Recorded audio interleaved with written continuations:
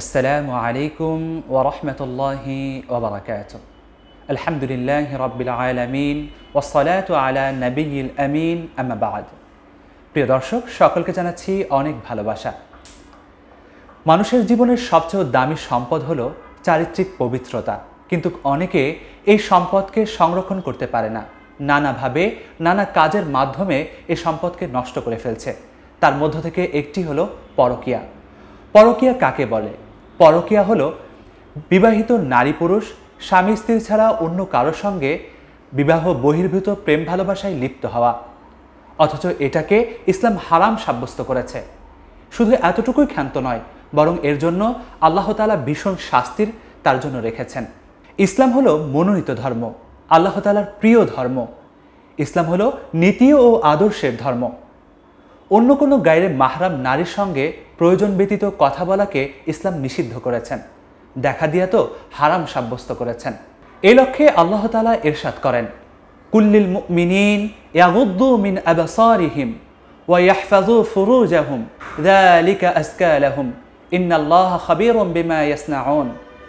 আল্লাহ তাআলা তার নবীর মাধ্যমে জানিয়ে দিতে চাইলেন, হে নবী, আপনি আপনার ওই বান্দাদেরকে বলে দিন, ওই সমস্ত মানুষদেরকে বলে দিন, ওই সমস্ত পুরুষদেরকে বলে দিন, তারা যেন তাদের চক্ষুকে অবনত রাখে এবং তাদের লজ্জাস্থানকে হেফাজত করে, কেননা ওইটাই তাদের জন্য উত্তম হবে। এছাড়া তারা যা করে আল্লাহ তাআলা কিন্তু দেখতে থাকেন। অপর আয়াতে আল্লাহ তাআলা ইরশাদ করেন, কুল্লিল মুমিনাতি ইয়াগদুদনা মিন আবসারিহিন্না ওয়া ইয়াহফাজনা ফুরুজাহুন্না ওয়া লা ইউবদিনা যিনাতাহুন্না ইল্লা মা যাহারা মিনহা। আল্লাহ তাআলা তার নবীকে বললেন, তুমি ওই সমস্ত নারীদেরকে জানিয়ে দাও, তাদেরকে এই খবরটা বুঝিয়ে দাও যে আল্লাহ তাআলা তাদের চক্ষুকে অবনত রাখতে বলেছেন, তাদের লজ্জাস্থানকে হেফাজতে রাখতে বলেছেন এবং তাদের চেহারাকে ঢেকে রাখতে বলেছেন, তাদের সৌন্দর্য যেন প্রকাশ না পায়, তবে ওইটুকুই যেন প্রকাশ পায় যতটুকু তাদের প্রকাশ করে থাকে। এছাড়া তাদের চেহারার অবকাঠামো যেন প্রকাশ না পায়। এই আয়াত থেকে বোঝা যায়, যেখানে আল্লাহ তাআলা চক্ষুকে অবনত রাখতে বললেন, সেখানে কিভাবে কথা বলা সম্ভব, সেখানে কিভাবে তার সাথে বসা সম্ভব, তার সাথে আড্ডা দেওয়া সম্ভব, কিভাবে তার সাথে বিভিন্ন কথায় মশগুল হওয়া সম্ভব।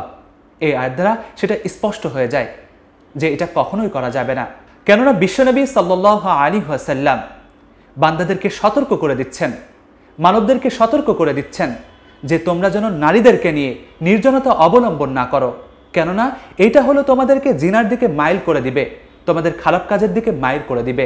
এছাড়াও সর্বোপরি ইসলাম পুরুষ এবং নারীদেরকে তাদের চরিত্র হেফাজতের জন্য কোরআনুল কারিমে একটি আয়াত ইরশাদ করেন।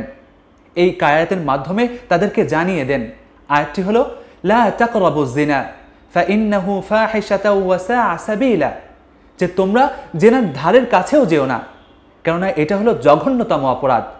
এখানে আল্লাহ তাআলা ধারের কাছেও যেও না বলতে কি বুঝিয়েছেন? অর্থাৎ জেনার সাথে সম্পৃক্ত হয়ে যায়, জেনার কাছে নিয়ে যায় এমন কোনো কাজও করা যাবে না। যেমন হোয়াটসঅ্যাপে কারোর সাথে মেসেজ করা, এছাড়াও মেসেঞ্জারে কারোর সাথে মেসেজ করা, কারোর সাথে আগ বাড়িয়ে কথা বলা, পরিচয় জানতে চাওয়া এবং তাকে নিয়ে গল্প করা, চায়ের আড্ডায় বসা, এমন কোনো কাজও করা যাবে না যেই কাজ মানুষকে আস্তে আস্তে জিনার দিকে মাইল করে। কেননা আল্লাহ তাআলা অপর আয়াতে ইরশাদ করেছেন, ওয়াজ্জানিয়াতু ওয়াজ্জানি ফাজলিদু কুল্লা ওয়াহিদিন মিনহুমা মিআতা জালদা। জেনাকারী নারী ও পুরুষের জন্য 100 বেতার আঘাত। অর্থাৎ যে ব্যক্তি বিবাহ করেনি কিন্তু জেনায় লিপ্ত হয়ে গেছে, ওই নারীর জন্য 100 বেতাঘাত এবং ওই পুরুষের জন্য 100 বেত আঘাত করার জন্য ইসলাম নির্দেশ দেয়। এছাড়া তো বলাই বাহুল্য যে যারা বিবাহ করেছে তারপরে পরকীয়ার মতো জঘন্য অপরাধে লিপ্ত হয়, আল্লাহ তাআলা তাদের জন্য ভয়ানক শাস্তি রেখেছেন, তাদেরকে কঠিন শাস্তিতে নিমজ্জিত করবেন। এছাড়াও দুনিয়া এবং আখেরাতে আল্লাহর পয়গম্বর আলাইহিস সাল্লাম বলেছেন তাদের 6টি ক্ষতি হবে, দুনিয়াতে 3টি, আখেরাতে 3টি। দুনিয়ার ক্ষতি হলো তার চেহারার লাবণ্যতা নষ্ট হয়ে যাবে, সৌন্দর্যতা বিলীন হয়ে যাবে। দ্বিতীয় নম্বর হলো তার হায়াত কমে যাবে। তৃতীয় নম্বর হলো তার রিজিকের মধ্যে কমতি চলে আসবে, অভাব অনটনের মধ্যে সে লিপ্ত হয়ে যাবে। আর আখেরাতে যে 3টি শাস্তি রয়েছে তার একটি হলো আল্লাহ তাআলা তার প্রতি ক্রোধান্বিত হবেন, তার হিসাবের সময়টা কঠিন হবে, তার হিসাব গ্রহণটা কঠিন হবে এবং আল্লাহ তাআলা তার জন্য জাহান্নাম রাখবেন। প্রিয় ভাই ও বোনেরা, এই পরক্রিয়া জঘন্যতম অপরাধ।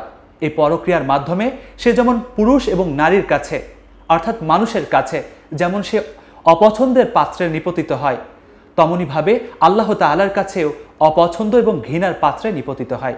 এজন্য আমাদেরকে এই জঘন্যতম অপরাধ থেকে বের হয়ে আসতে হবে, এই জঘন্য অপরাধ থেকে দূরে থাকতে হবে। আল্লাহ তাআলা আমাদের প্রত্যেককে উক্ত আয়াত ও হাদিস থেকে সঠিকটা বুঝে এ সমস্ত অপকর্ম থেকে বেঁচে থাকার তৌফিক দান করুন। আমিন। আসসালামু আলাইকুম ওয়া রাহমাতুল্লাহি ওয়া বারাকাতুহু।